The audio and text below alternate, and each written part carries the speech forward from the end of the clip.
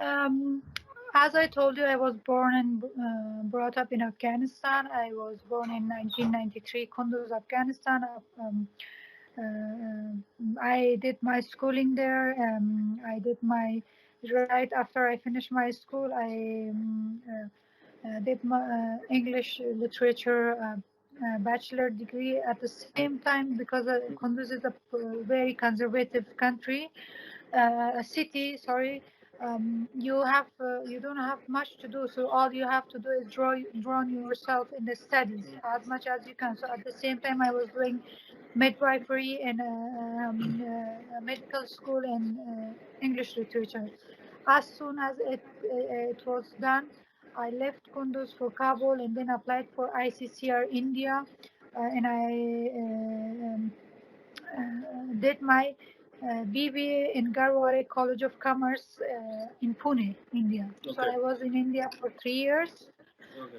Then after hearing an unfortunate news of my father having a brain stroke, I had to rush. It was my final exam of the final semester, and I had to rush back to Afghanistan. And my father passed away. As he passed away, my family asked me to get engaged to a guy who asked my hand. So immediately I got engaged and come back to India, finished my final exams, and then on December,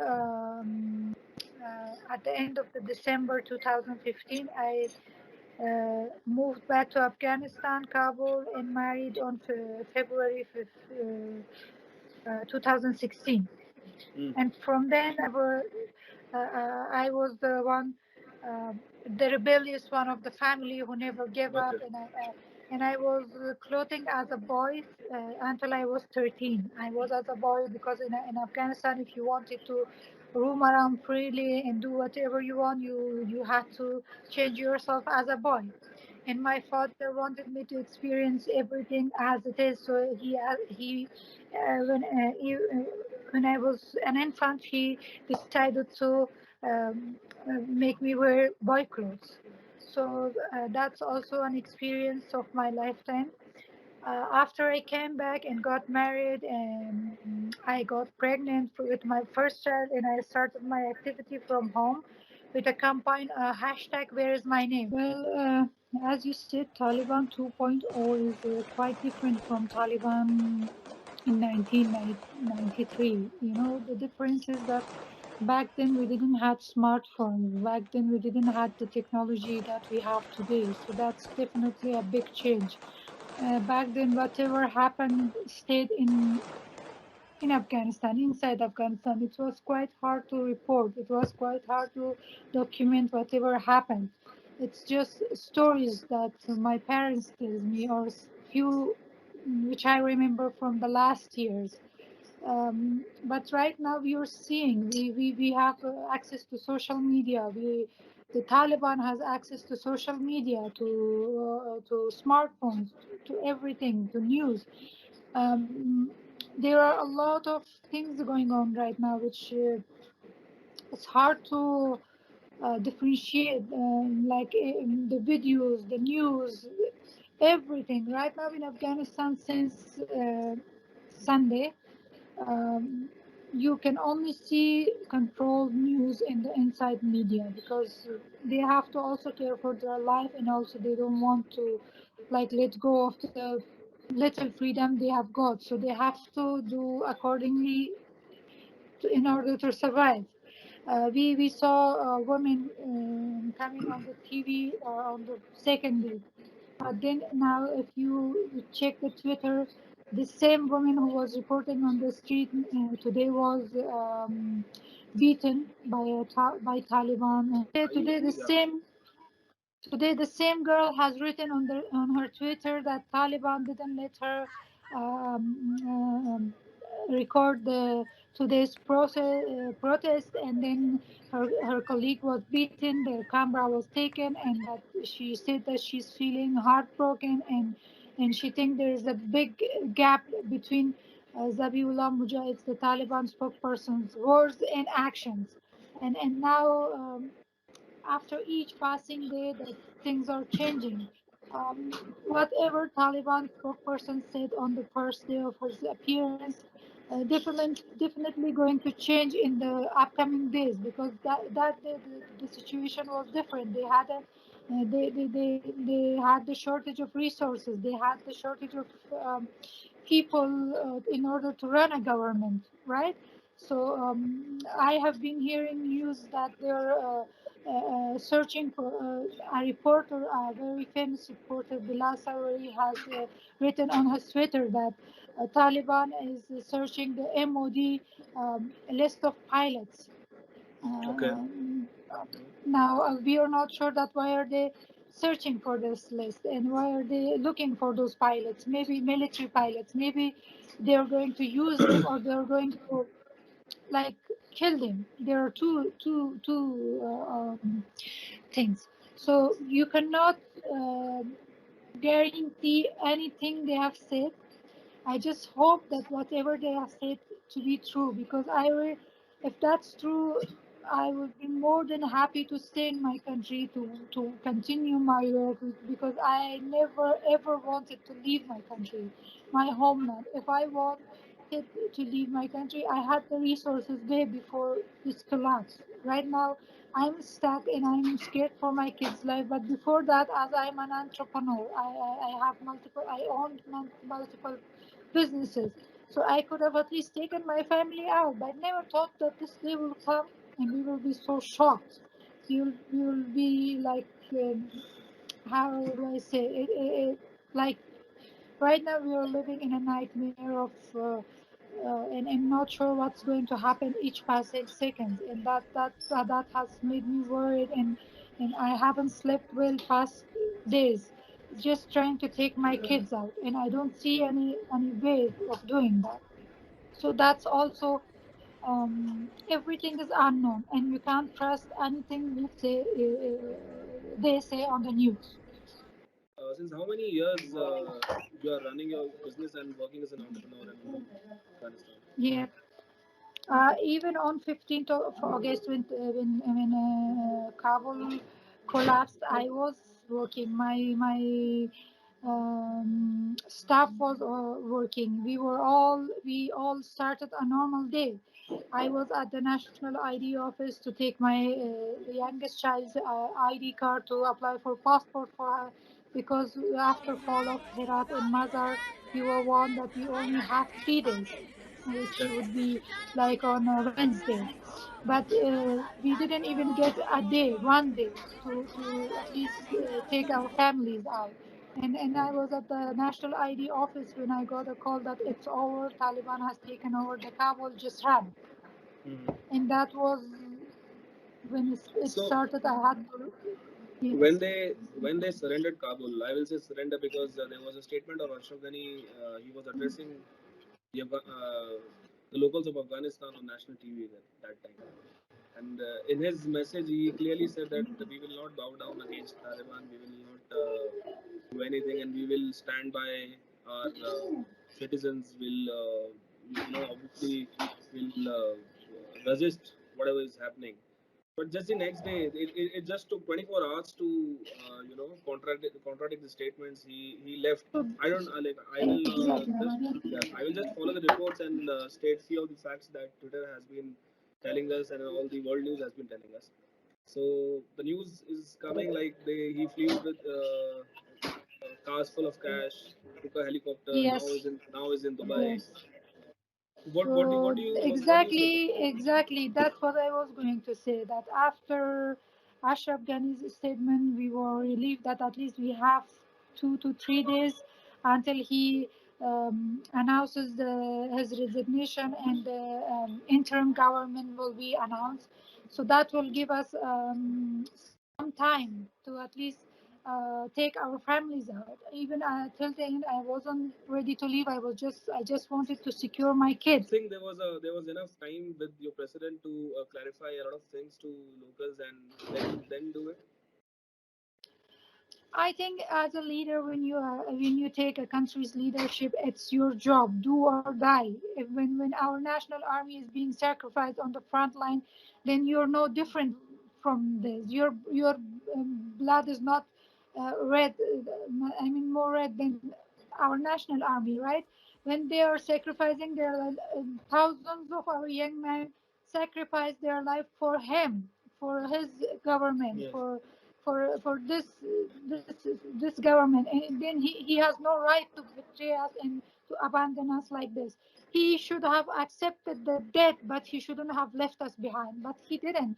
He was planning long ago. Right now, when you read the news and the thing that he has been planning from very long ago. He had taken out all the money. He had created a list of people whom he was taking with him, and that's not a joke. You're like, he just handed over a country of 40 million people to the terrorist group who have been killing them past 20 years. You know what Ashraf Ghani did even shocked, put the Taliban in a shock. They were not ready to take over. They are still not ready to take over. Even they are in the chaos, running around here and there.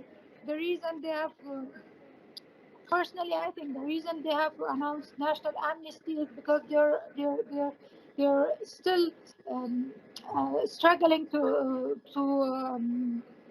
I mean, control the government, a government which has been active for past 20 years. It's not easy to suddenly come over one night from behind the bush and control a country. You need people, you need resources, you need educated people, you need all the people who are working on the office Yeah. to keep the work going on. So that's Yes. what it is. It is not that they're suddenly changed and they forgive us. They just want uh, to control the country and they don't want any more chaos. They are not ready, but they're showing like they're ready. Right now in Kabul, it's the situation is like they freed all the prisoners, and now the prisoners are going home to home with whoever they had problems, clashes, whoever had put them behind the bars.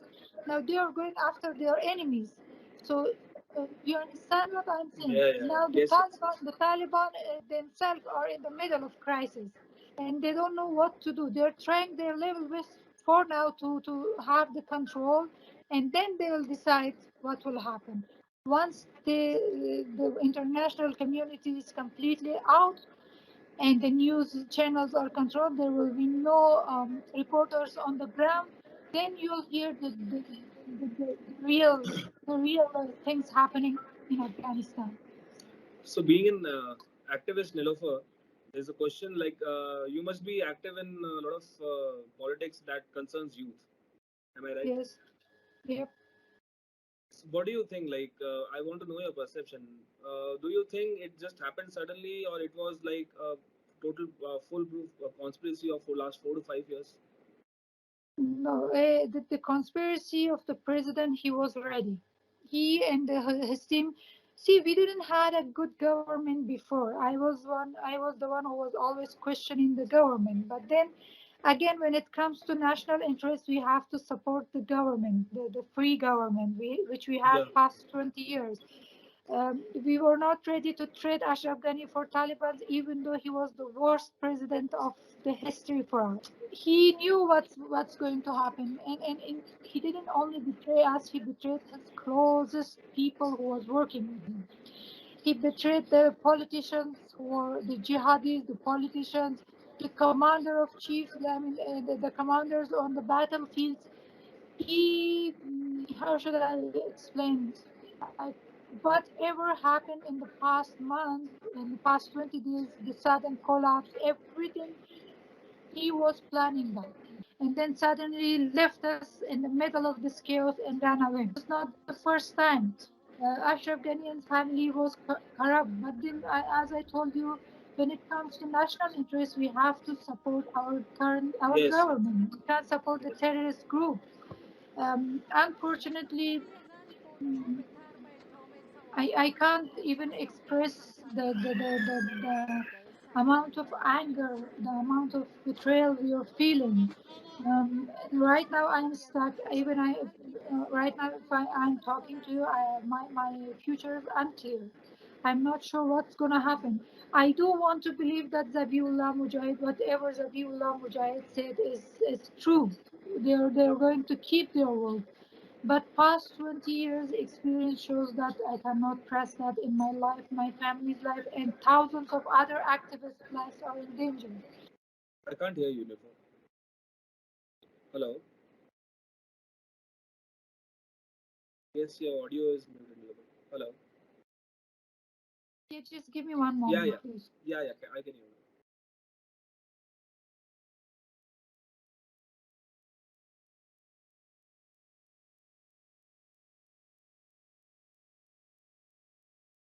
You just give me a moment, I'll be back. Okay? Sure.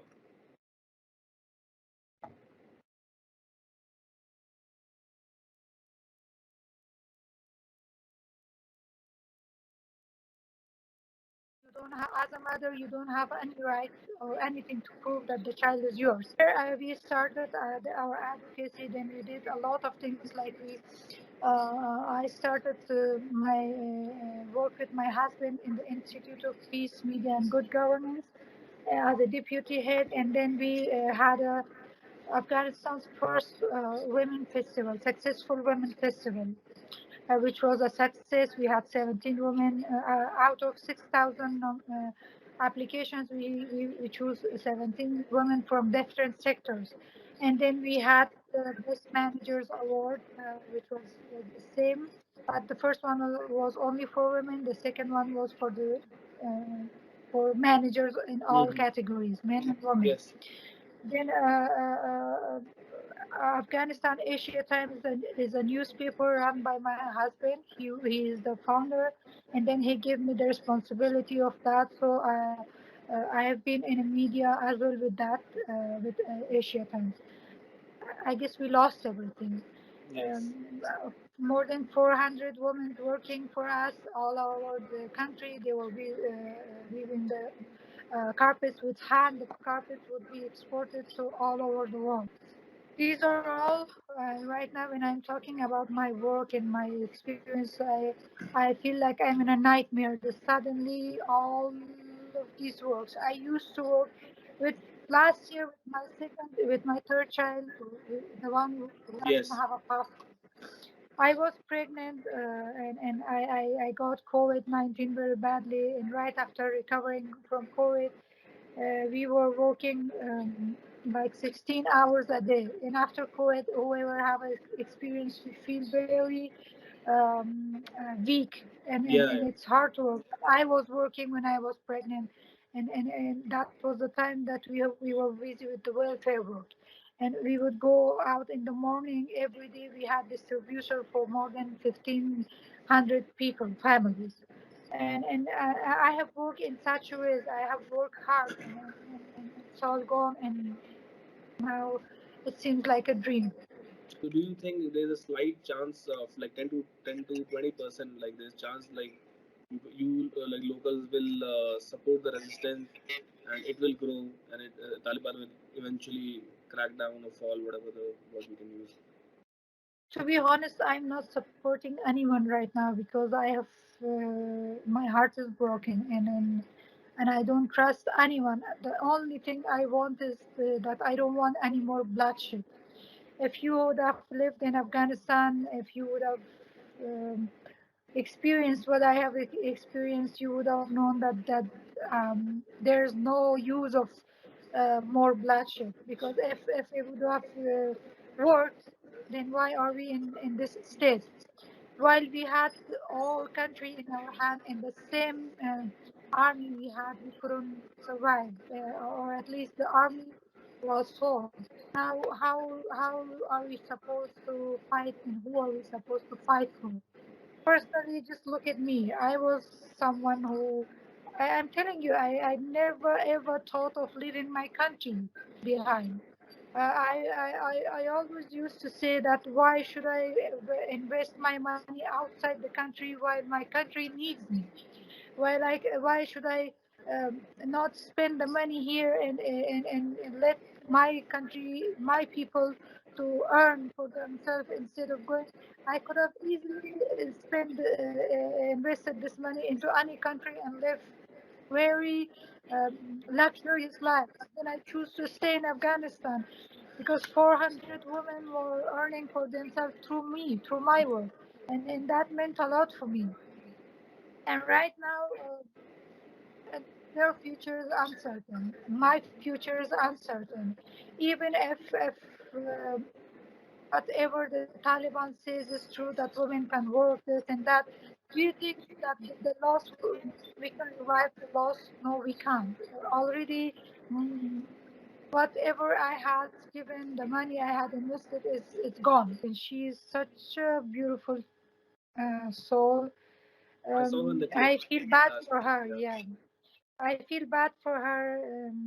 For my three other kids, it's hard. My decision for staying in Afghanistan has put them to risk, and it's hard, and it's my fault, and they shouldn't pay for it. Uh, When you were a my kid. Yeah, when I was born, my father was a teacher. Though we come from a very landlord family background, we are Pashtun. My father is a Pashtun, Pathan. So though he never needed to work, but he chose the profession teaching, being Okay. teacher, a school teacher, and all his life, all these regimes who came and go, he didn't stop teaching, and he has been tortured, he has been held captive, he has been like, he has gone to the verge of death so many times, but he said he will not leave. He will continue to teach, no matter what regime comes. He's just a teacher. He doesn't care about the regime. He's there to educate people. And I just remember one day I was a kid. My mother was went out for shopping. The reason I remember this because the hunter, the Talib, hit tried to hit my mother. It hit my hand, and I remember the pain. So they came and started hitting women. That why are you out without a mail? And how dare you to come out to for shopping without a mail? And my mother was with my small brother was also with us, but then since she was caught in the group of women, she was also hit very hardly. So that's all what I remember. I remember being slapped for not wearing a scarf as I was 4 years old. That's what I remember. Do you I feel can't. do you feel the same tension now what you have seen, and do you fear the same going back again? I guess it's worse than that time because when I was born, when I was 4 years, it was almost the end of Taliban, the last year of the Taliban. But still, it wasn't so intense because the people had accepted the Taliban. And as I'm telling you that there were no internet, no, the technology was not so advanced. The only thing we had was a videotapes. Yes. How do you call? I even forgot Cassettes. that name. Yeah, CD cassettes. cassettes. Yeah, that if you wanted to send a message to someone, you would record your voice and send that, Yeah. and that would take Yes. months to reach. Yeah. Yeah. Or if you would have sent a letter, that would take months to reach. And I can't even imagine those times. Right, even right now in Afghanistan, the networks are not working properly, and I'm afraid that the connection will be cut with the wall. And if that happens, then seriously, we have to attempt suicide instead of living in such a disconnected world. It's really hard right Do, now. I don't care if if I heard that Uganda is accepting people. I don't care. I'm ready to do anything just to take my kids out. I India, have applied for Indian did you visa. did you read about e-visa? India is Yes, offering. I have applied for e-visa. I haven't got any answer, but the problem with e-visa is that the commercial flights hasn't resumed. So there are only military flights, and if how should I tell you that by each passing second, I see something unfortunate coming near to my family. These soldiers are just like me, too hopeful, they love their soil too much that they are not ready to give up till the end of their life. And I'm really, really, really upset for them. Um, I, if I didn't have my kids' life on danger, I wouldn't have lived until my last breath, no matter whatever would have happened. And these soldiers are just like me, and they will not give up. And all I can do is to pray for them, pray for their life and their families. To be honest, for the first 3 days, I was scared to my death just because of my kids and what suddenly happened.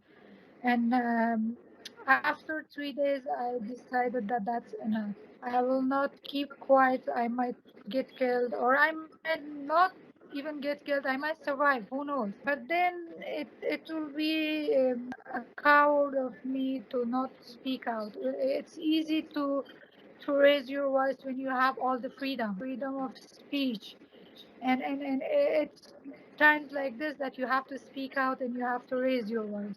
And I will not stop until I can. And about my kids, if I could take them, fine. If I couldn't, maybe this is their destiny and this is what they have to face. And I can't do more than that.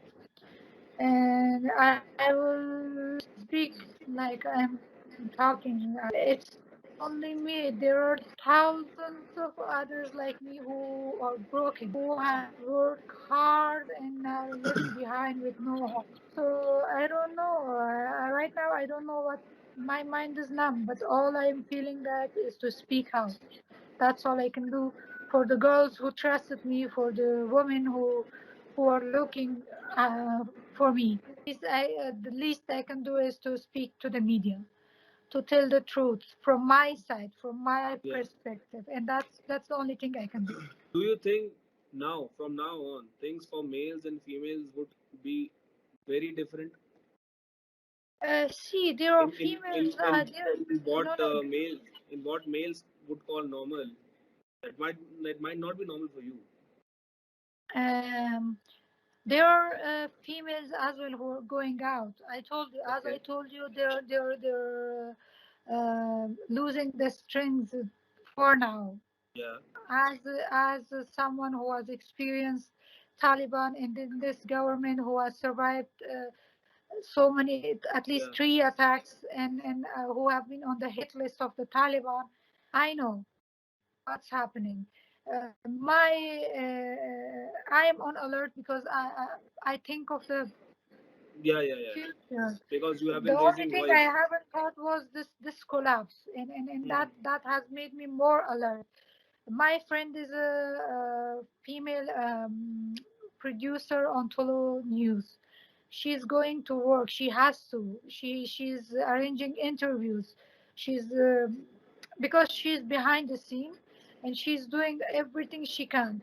But for now, and there's no guarantee that tomorrow she can go to her work, and she's very much worried. She's scared of her life.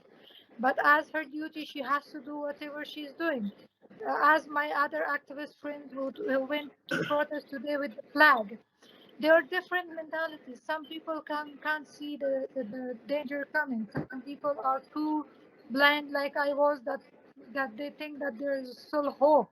And some other people are just trying to uh, do whatever they can to use their last chance of this freedom, this little freedom which is dying right now.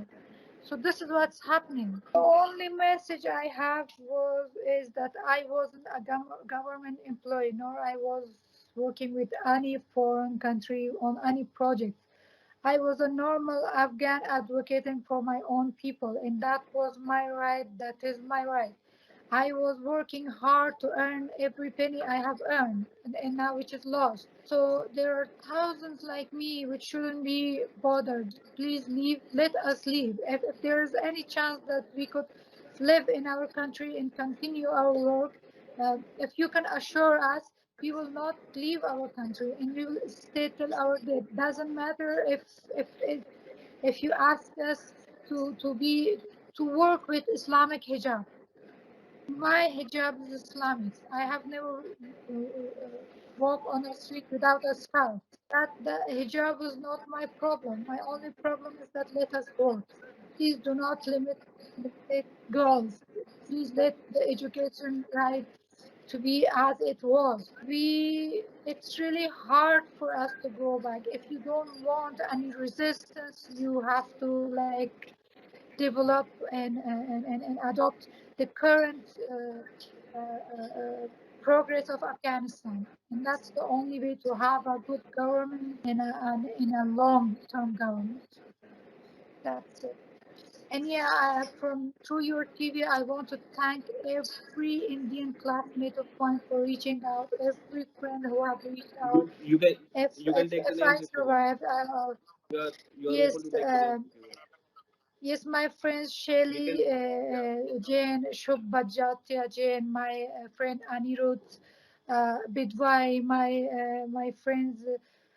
There's a group of Jain friends which I have. They're all cousins. They're amazing people. When I was in India, I had a great time with them. They're like my brothers and sisters. I would like to send lots of love from here to them for asking about me.